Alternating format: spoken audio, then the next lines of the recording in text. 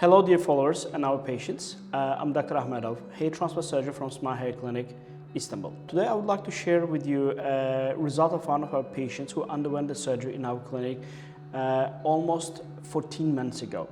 The patient is a 26-year-old male with a normal type 3V of the hair loss. When we evaluate the patients for the hair transplant surgery, the first thing we do is that we stage their hair loss. For this purpose, we use the Norwood-Hamilton scale. On Norwood-Hamilton scale, the patient has staged from grade 1 to grade 7.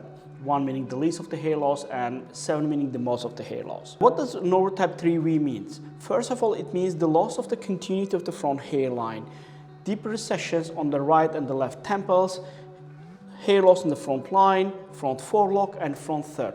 And V means is actually vertex of the crown area, some thinning and the hair loss in the crown area. As you can see from the front line, from the pictures, the patient has lost his front hairline.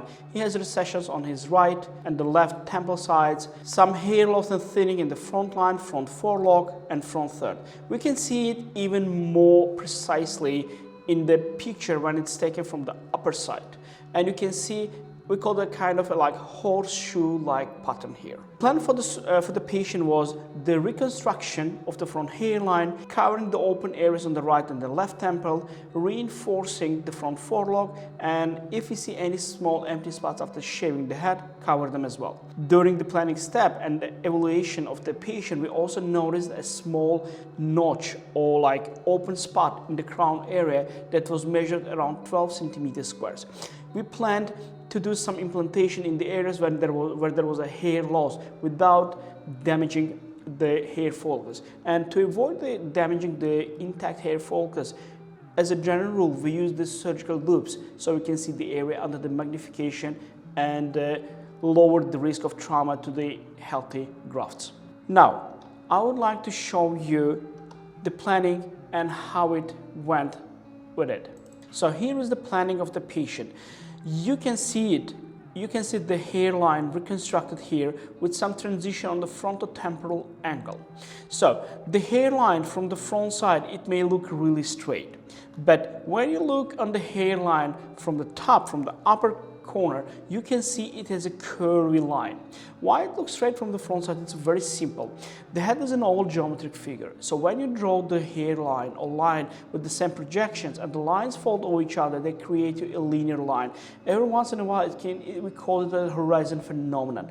It actually means that we are more or less in a good symmetry of the line. So here I would like to also answer one of the most common questions we get from the patients. They say, hey, whenever we see the lines from the front side, they look really straight.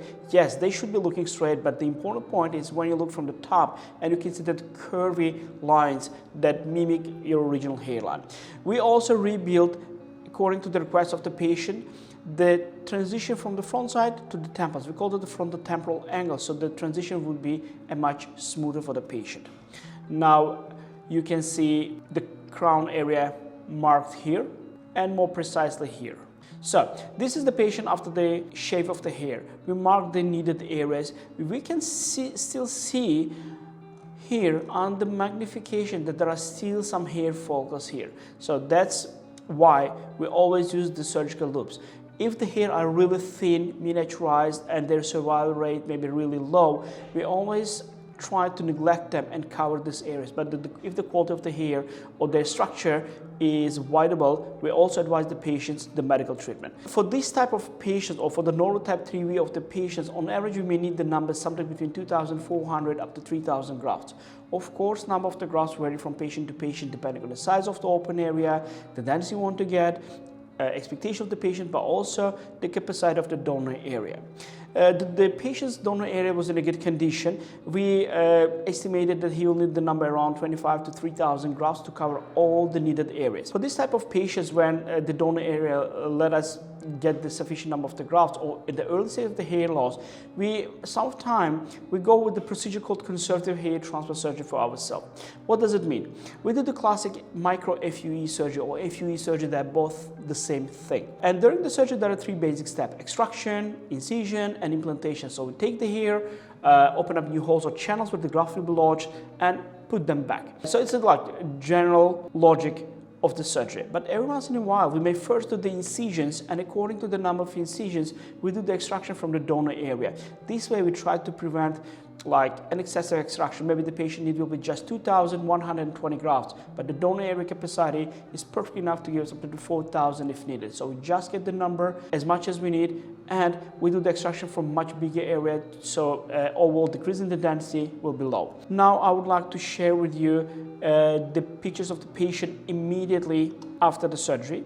You can see we have rebuilt the front hairline. The very front side is covered with the higher densities, transition from the front side to the temples, and some densification in the areas that we see only with the magnifying surgical loops. Number of the grafts the patient needed was in total 2,800. And now I would like to share the results of the patient. You can see the hairline has been restored.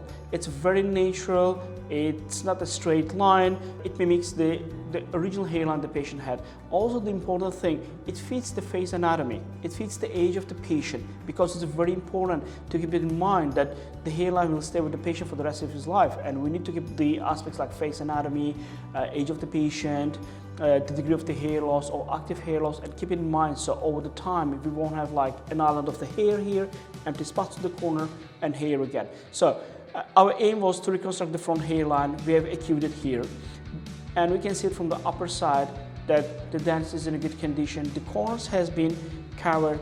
The transition from the front to the sides are also in a good condition. So our main aim of the surgery, reconstruction of the front hairline, covering the right and the left temple, and densifying the crown area a little bit, was acute. This is the crown area, and you can see its density is in a good condition. Also the temples and the sides.